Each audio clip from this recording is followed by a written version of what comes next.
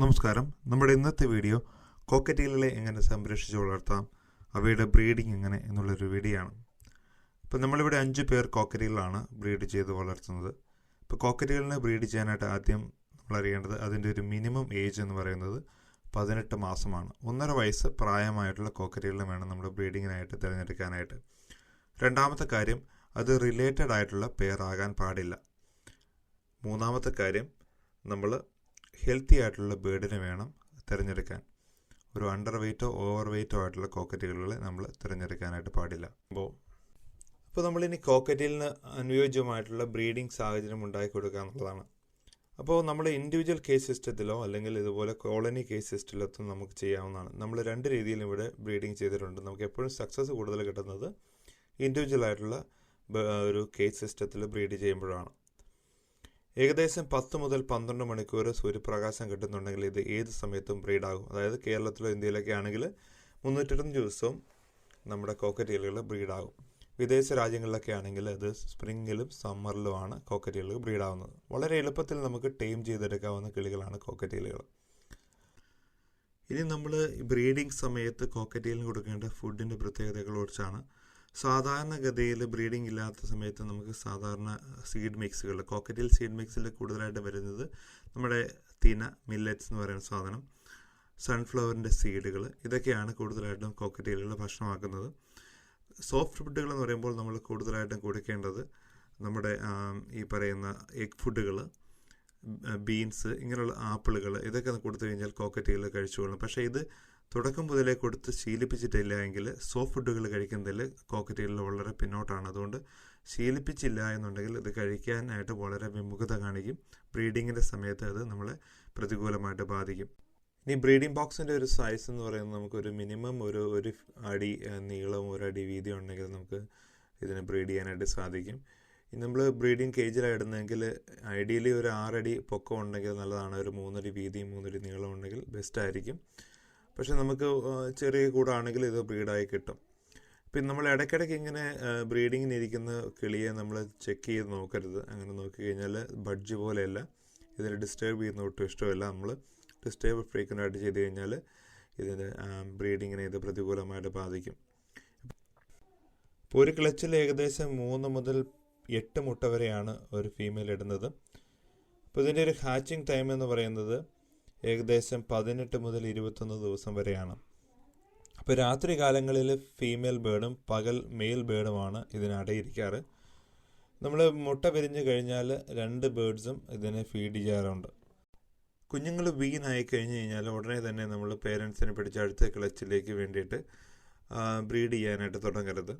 കേരളം പോലുള്ള സ്ഥലങ്ങളിൽ, അതായത് 365 ദിവസം സൂര്യപ്രകാശം കിട്ടുന്ന സ്ഥലങ്ങളിൽ ഇത് എല്ലാ ദിവസവും ബ്രീഡാകാനുള്ള ടെൻഡൻസി കാണിച്ചെന്നിരിക്കും. അങ്ങനെ വരുമ്പോൾ നമ്മളൊരു മിനിമം 4 മാസം ഗ്യാപ്പ്, ഒരു വർഷത്തിലൊരു 3 ക്ലച്ച്, അതിൽ കൂടുതൽ നമ്മൾ ഇതിനെ ബ്രീഡ് ചെയ്യിക്കാനായിട്ട് പാടില്ല. നമ്മൾ അതിൽ കൂടുതൽ ചെയ്ത് കഴിഞ്ഞാൽ ഫീമെയിലിൻ്റെ ആരോഗ്യം പെട്ടെന്ന് നഷ്ടപ്പെടുകയും ഒരു 10-15 വർഷം വരെ ജീവിക്കേണ്ട ബേർഡ് ഒരു 5-6 വർഷം കൊണ്ട് ചത്തുപോവുകയും ചെയ്യും. അതുകൊണ്ട് ആ കാര്യം കൂടി നമ്മൾ ശ്രദ്ധിക്കുക.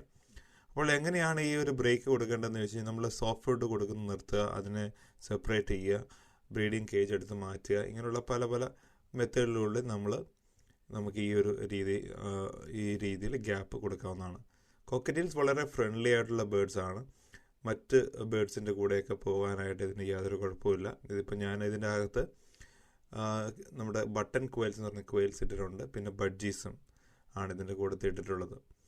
അപ്പോൾ നമ്മൾ കനേരി പോലുള്ള ബീക്കായിട്ടുള്ള ചെറിയ ബീക്കുകളായിട്ടുള്ള, അതായത് നമ്മൾ ബീക്ക് ബേർഡ്സ് എന്നാണ് ഇതിനെ പറയുന്നത്. ഇത് കനേരി ഉണ്ട്, ഫിഞ്ചസ് ഉണ്ട്. അതിനെയൊന്നും കൂടെ കോക്കറ്റീൽസിന് ഇടാനായിട്ട് ശ്രമിക്കരുത്. കാരണം വലിയ ഏവിയറി ആണെങ്കിൽ നമുക്ക് ഇടാം. ചെറിയ ഏവിയറി ആണെങ്കിൽ ചെറിയ പക്ഷികളെ, അതായത് ബീക്കുള്ള പക്ഷികളെ ഹുക്ക് ബിൽസിൻ്റെ കൂടെ ഇട്ട് കഴിഞ്ഞാൽ അത് കോക്കറ്റീൽസ് ചിലപ്പോൾ ആക്സിഡൻ്റലായിട്ട് കുത്തിക്കഴിഞ്ഞാൽ ഈ ചെറിയ ബേർഡ്സുകൾ ചത്തുപോകാനുള്ള സാധ്യതയുണ്ട്. അതുകൊണ്ട് ബഡ്ജി പോലുള്ള ബേർഡ്സിൻ്റെ കൂടെ തീർച്ചയായിട്ടും നമുക്ക് കോക്കറ്റീൽസിനെ ഇടാം.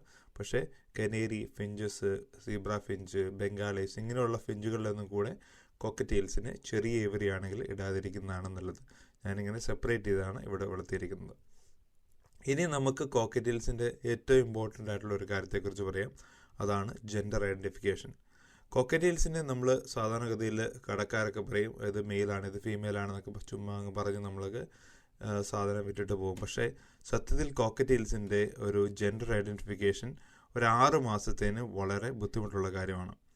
അതിൻ്റെ കാരണം എന്നാന്ന് വെച്ച് കഴിഞ്ഞാൽ ജനിക്കുന്ന എല്ലാ കുഞ്ഞുങ്ങൾക്കും ഫീമെയിൽ കോമ്പോണൻറ്റ്സ് ആണ് ഉള്ളത്. അതൊരു പ്രകൃതിയാലുള്ള അതിൻ്റെ ഒരു ഡിഫെൻസീവ് മെക്കാനിസമാണ്. സാധാരണ ചിറകിൻ്റെ അടിയിൽ ഒരു വെള്ള അല്ലെങ്കിൽ പേൾ രൂപത്തിലോ അല്ലെങ്കിൽ ഒരു വെള്ള കുത്തുകുത്ത് പോലെ മഞ്ഞ കുത്തുകുത്ത് പോലെ ചിറകിൻ്റെ അടിയിലുണ്ടാകും. അത് സാധാരണ ഫീമെയിലുകളാണ് ഉണ്ടാകുന്നത്.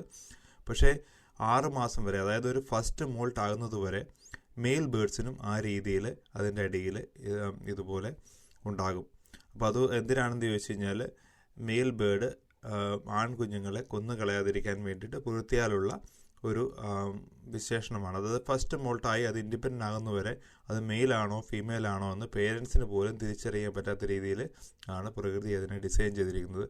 DNA ചെയ്താലും ഈ ഒരു പ്രശ്നമുണ്ട്. നമ്മൾ 6 മാസം മുമ്പ് DNA ചെയ്താലും നമുക്ക് കോക്കറ്റെയിൽസിൻ്റെ പെട്ടെന്ന് കണ്ടുപിടിക്കാനായിട്ട് സാധ്യതയില്ല. കാരണം മെയിൽസ് പോലും ഫീമെയിലായിട്ട് വരാൻ സാധ്യതയുണ്ട്. അതായത് ഇതിൻ്റെ ഫെദർ എടുത്ത് ചെയ്യുമ്പോൾ ഈ ഫെദറിലും ഫീമെയിൽ കോമ്പോണൻറ്റ്സ് ആയിരിക്കും കൂടുതലായിട്ട് ഫസ്റ്റ് മോൾട്ട് വരെ കാണാനായിട്ട് തുടങ്ങുക. അതുകൊണ്ട് നമ്മൾ DNA ചെയ്യുകയാണെങ്കിൽ ഫസ്റ്റ് മോൾട്ട് കഴിഞ്ഞ ശേഷം, അതായത് ഒരു 6 മാസം കഴിയുമ്പോഴാണ് ആദ്യത്തെ ചെറുകൾ പോയിട്ട് പുതിയ ചെറുകൾ വരുന്നത്, അതിനുശേഷം മാത്രം DNA ചെയ്യുക. അങ്ങനെയാണെങ്കിൽ നമുക്ക് കൃത്യമായിട്ട് മെയിലാണോ ഫീമെയിലാണോ നമുക്കറിയാനായിട്ട് പറ്റും. എക്സ്പീരിയൻസ്ഡ് ആയിട്ടുള്ള ആൾക്കാരും 6 മാസം കഴിഞ്ഞ ബേർഡ്സ് അല്ലെങ്കിൽ ഫസ്റ്റ് മോൾട്ട് കഴിഞ്ഞ ബേർഡ്സിനെ നോക്കി പറയുന്നതിൽ തെറ്റില്ല. പക്ഷേ അല്ലാത്ത രീതിയിൽ നമ്മൾ ചെറിയ ബേർഡ്സുകളാണെങ്കിൽ നമ്മൾക്ക് ഇത് മെയിലാണ് ഫീമെയിലാണെന്ന് പറഞ്ഞ് വിറ്റ് കഴിഞ്ഞാൽ അത് തീർച്ചയായിട്ടും തെറ്റായ ഒരു ഇൻഫർമേഷൻ ആയിരിക്കും. കാരണം മെയിലിന് പോലും ആദ്യത്തെ 6 മാസം വരെ അടിയിൽ ഇതുപോലെ പുള്ളികളുണ്ടാവും. അതുകൊണ്ട് നമ്മൾ പുള്ളികൾ കണ്ട് മേടിച്ച് കഴിഞ്ഞാൽ അതൊരിക്കലും നമുക്ക് ഒരു അനുയോജ്യമായിട്ടുള്ള കാര്യമായിരിക്കില്ല.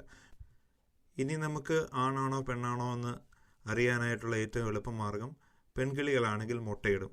പക്ഷേ നമ്മൾ ഒരു ആണും ഒരു പെണ്ണും ആണെന്ന് പറഞ്ഞൊരു കൂട്ടിലേക്ക് കൊണ്ടുപോയിട്ടു നമ്മൾ അതിന് ബ്രീഡിംഗ് ബോക്സിൽ കയറി മുട്ടയിടുന്നുണ്ട്. പക്ഷേ മുട്ടയുടെ എണ്ണം നമ്മളൊരു 10ൽ കൂടുതലാണെങ്കിൽ, അതായത് ഒരു കൂട്ടിൽ തന്നെ ഏകദേശം 10ഓ അതധികം മുട്ടകളുണ്ടെങ്കിൽ അത് തീർച്ചയായിട്ടും 2 ഫീമെയിൽ ആയിരിക്കും. നമ്മൾ മെയിലാണെന്ന് വിചാരിച്ച് ഒരെണ്ണം ഫീമെയിലാണ്. അതുകൊണ്ടാണ് നമുക്ക് 10ഓ അതിൽ കൂടുതൽ മുട്ടകൾ ആ ഒരു കേജിൽ വന്നിരിക്കുന്നത്. അതുകൊണ്ട് ആ രീതിയിൽ നമുക്ക് മനസ്സിലാക്കാം. അങ്ങനെയാണെങ്കിലും നമ്മൾ അതിനെ സെപ്പറേറ്റ് ചെയ്യേണ്ടതാണ്. ഇതിൻ്റെ മേറ്റിംഗ് കോഴ്സ് കണ്ടും നമുക്ക് ആണാണോ പെണ്ണാണോ എന്ന് നമുക്ക് തിരിച്ചറിയാൻ പറ്റത്തില്ല. കാരണം ഫീമെയിലിനെയും മെയിലിനെയും മേറ്റിംഗ് കോഴ്സ് കാണിച്ചുകൊണ്ടിരിക്കും. അതുകൊണ്ട് അത് കണ്ടും പെട്ടെന്ന് നമുക്ക് കണ്ടുപിടിക്കാനായിട്ട് പറ്റത്തില്ല.